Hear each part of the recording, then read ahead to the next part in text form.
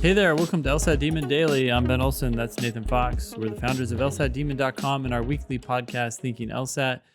We have an email here with two questions from a dedicated demon disciple. Nice. Okay. And they used the demon emoji. Yeah.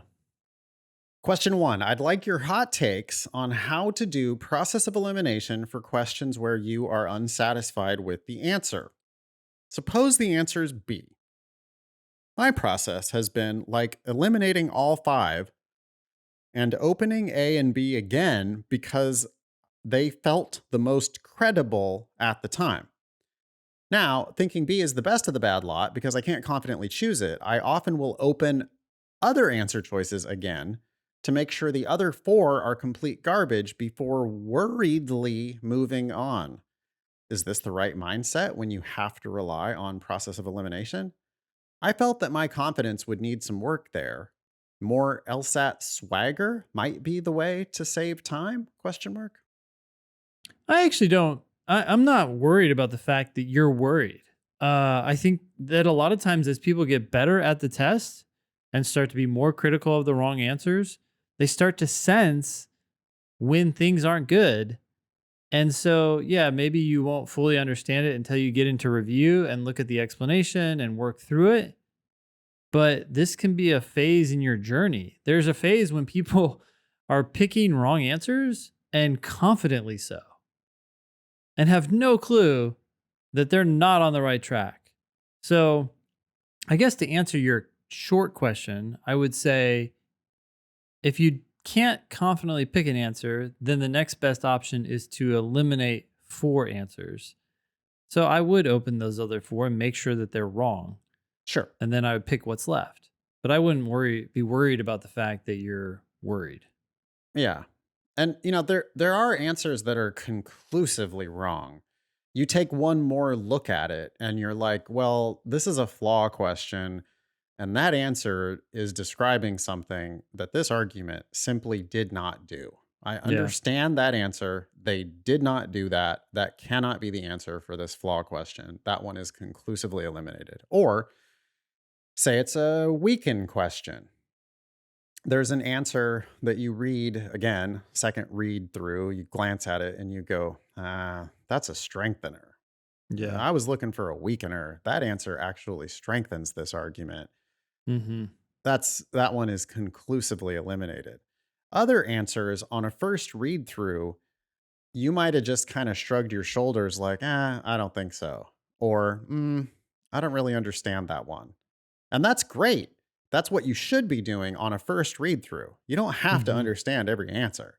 You got a Yeah. good idea what you're looking for. You think you know the right answer when you see it. You see something that just sounds overly complicated. It's like, probably not.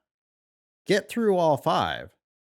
But then if you don't happen to see one, then yeah, and this probably is the case. I don't know, Ben, what do you think? I probably eliminate all 5 on a first read through.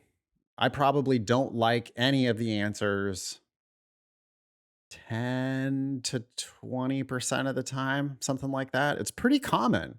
Yeah. I It's think you're more a little common. more aggressive than I am, but I was gonna say about 5 to 10. So you're saying Okay. 10 to 20. Yeah, It's somewhere it's in that just range. well, it's more common that I eliminate all 5 Mhm. than I have 2 good answers. Mhm. Right? I mean, it's very rare that I'm like, well, it could be that one or it also could be that one. Mhm. That's never the case, right? I mean, I'm unless the second one is E. Because Mm. if I think that it could be A and I also think it could be B, I'm not going to read C until I get rid of one of A or B, Yeah. Yep. right?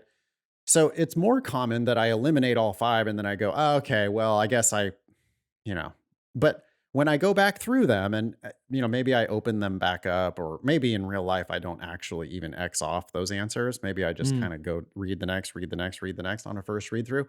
But Mhm. when I go back, it's like certain answers are going to be double eliminated because it's Mhm. like, I actually understand that it's doing something that I am never going to, like, I just cannot pick that answer. No way.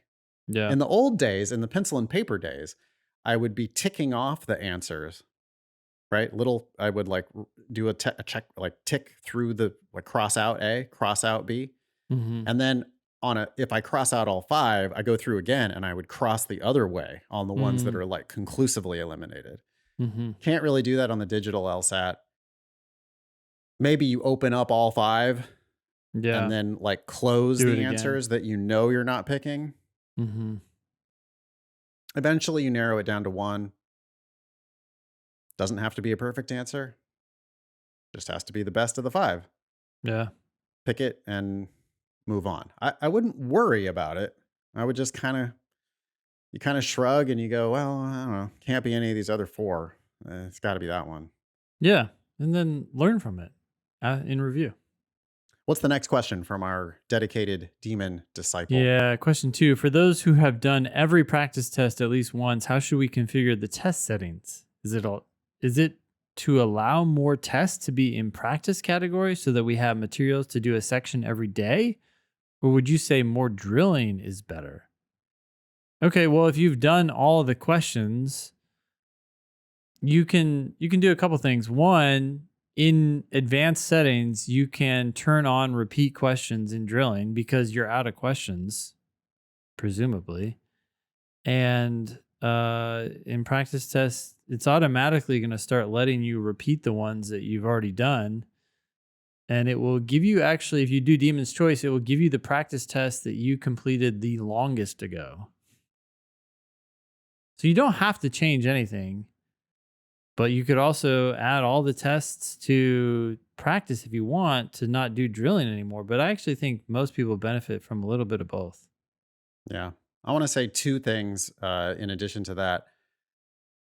Ideally, you wouldn't get yourself in that position because you would do more serious review Mm-hmm. of the tests that you're doing. It's hard to run out of questions if you're actually reviewing all of your mistakes. I Yeah. mean, there's thousands of questions and they all are testing essentially the same things. Mm-hmm. So if you ran out of questions, it's kind of like, well, you're making the same mistakes multiple times. And instead, you should have been doing your prep slower and doing your review more thoroughly.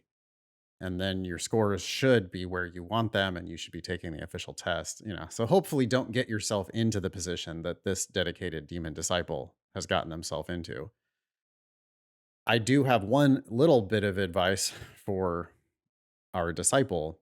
Mm. Check out test D in the demon Mm-hmm. because we are hard at work expanding our test bank, creating new questions for you.